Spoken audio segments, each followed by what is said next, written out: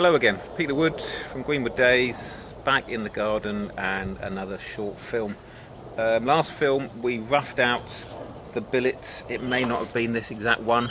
I'm mixing and matching between two different billets just to give you a better sense of what you're turning, and each billet can show off a different aspect of the turning. So I've roughed this one out and just going to show you how to use the flat chisel. Now let's go back to the toolbox. We've got the flat chisel. This is an Ashley Isles flat chisel. It's a firmer chisel, really quite heavy. I've got lighter ones which I like, but this is a readily available one, so I'll show you with this one. It's got the corners ground away just so you can get into those corners a bit better, but a bit of bulk behind it. I'm going to start off showing you right-handed, and then I'll finish off showing you left-handed, just so you can see both ways. And we're going to go into how to do a planing cut with the wide flat chisel. Now, a simple thing is we want to cut between one side and the other side, get as wide a cut as possible, but avoid hitting these corners. So we've got the flat side and we've got the bevel side, and we're going to have the bevel side down on the work rather than the flat side. Okay, same stance as with the big gouge. My right hand as far back as possible, and then we're going to rest the chisel on the tool rest, but we don't want it flat on the tool rest. We're going to put it at an angle and up a little bit. My left hand is going to rest again on the tool rest and wrap around the chisel. So I'm going to be working between that point and that point. Nice long strokes, it doesn't need to be too hard. I'm going to start off rubbing on the wood and then bring it back until I just get the point where I'm cutting. There you go, you can see it just cutting there. Now you can see I'm taking quite a narrow cut there. Let's do that again. That gives you a bit of control, but if I angle it around a little bit, that reduce the angle a little bit, I'm going to get a wider cut, and that will get me a smoother finish. And what I'm doing is I'm moving along as I'm turning. So every time a foot comes up, I keep it in the same place, might even go back just a little bit, then I put the chisel on and I move it forward just a little bit each time I push down. You can hear that bouncing a little bit, so I'm trying to take too much off at that point, so I'm going to reduce the angle. Maybe I've not roughed out quite so well. Bring it along. You can see I'm beginning to get a wider cut. Then along I go, and then we'll go back again. We can just go along, just catch the cut. And you can see what I'm doing is I'm creating a little line at the leading edge of the cut. So every time I go back on, I want to be cutting at that leading edge and pushing that leading edge forward. What I don't want to do is move the chisel forward when I'm not cutting, because then we end up getting lines going all the way along. So let's get that right along until we get to the end.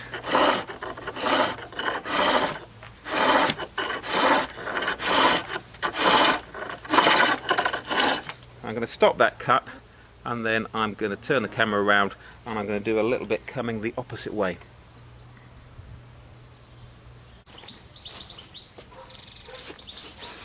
Okay, back again. I'm always a bit more comfortable going this way, being left-handed. I try and turn both with the left hand and the right hand, but we always favour one, so left-hand it is for me. I'm going to come along and plane over that way. But just so you know, you can go both ways, and what's happening with this chisel is when it hits there, it's going to try and twist and dig in. So if I can put the palm of my hand just a little bit underneath, that sort of stops that twisting motion. If I'm coming back the opposite way, I'll wrap my fingers around and it will stop that twisting motion coming that way. You could alternatively put your finger underneath like that, and again that's resting on my finger, so stopping it twisting that way. Not parallel, just a little bit of an angle. you get more control, let's go up and down, when you're just taking a little cut, but you end up getting lots of lines going along. So better if you just bring it a bit flatter on, get that angle. The first cut is getting over those marks from the gouge, so it's not going to feel quite as smooth, and then we're going to go back again,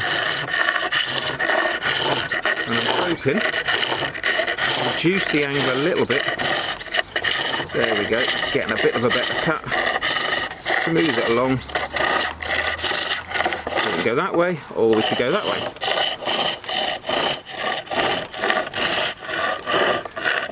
Now when you're working it, experiment, change the angle. So not got any cut there, got a very light cut. Bring your backhand up a little bit. You can hear what happens, it starts chattering, so bring it back. Reduce the angle a little bit. Get rid of those chatter marks. And you can see that line that I'm creating at the front there. Each time I put the chisel on, I'm pushing that line along. And then we can go along this way, the opposite way, and try and get a consistent diameter all the way along. I'm going to just, you can use this flat chisel a bit like a skew, and if you want, you can round things over a little bit. Trying your best not to dig in. This is going to be a rolling pin, so that gives us a bit of a nice handle. But I'm going to change the angle again and come from the top, just so you can see it again.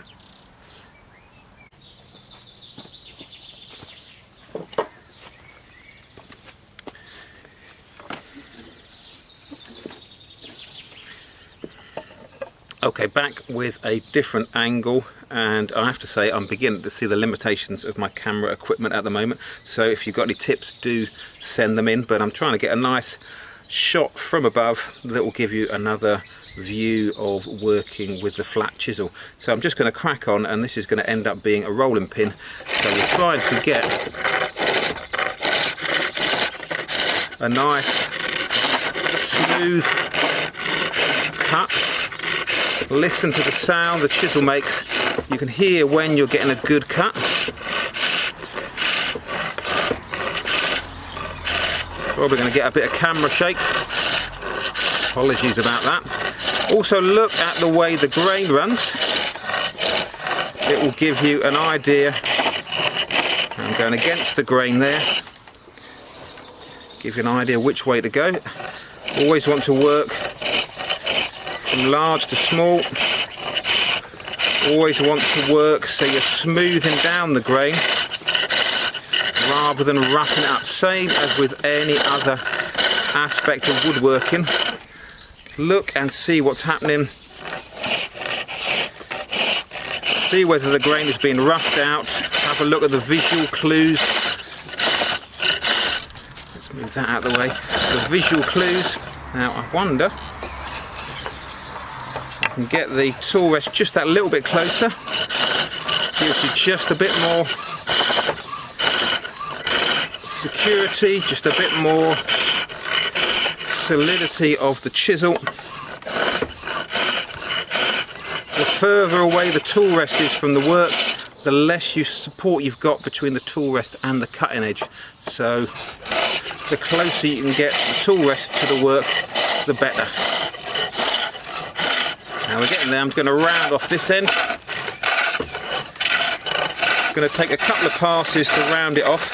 You don't want to try and take too much off at any one go. This is where in another lesson I'll show you how to use the spindle gouge and the skew chisel.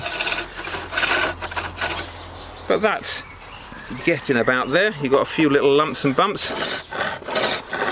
But if it's something like this and it's the first time you've turned on the lathe, you should be justifiably proud of yourself. I hope this little series of films has given you a few tips to improve your turning. If you want me to cover some other things, do let me know. I'm going to do some more aspects of the turning over time. That's almost done. You get a nice smooth finish straight from the chisel, but to get a better finish, grab a handful of your shavings, push up and down, and that will burnish the wood, give it a little bit of a polish.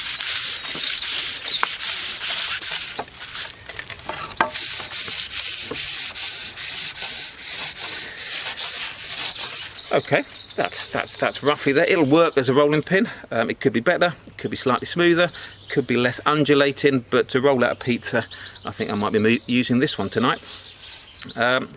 Yeah, any questions, comment underneath. If you've got any tips for me or different ways I could be doing it, then do let me know. I always like to try out some new things. If you think a different tool would be better or anything, just let me know. Just polite comments. It's always good to share the information between each other, and we can all learn from each other. I'm going to carry on this series with the next one and do a bit of working with the spindle gouge and maybe go on to a bit of skew chisel work and see how we go. Hope you enjoyed it, and I should say, do follow us on Instagram, Facebook, and look at my YouTube channel, and hopefully you'll see all of the films that I've done so far. Keep well and speak to you soon.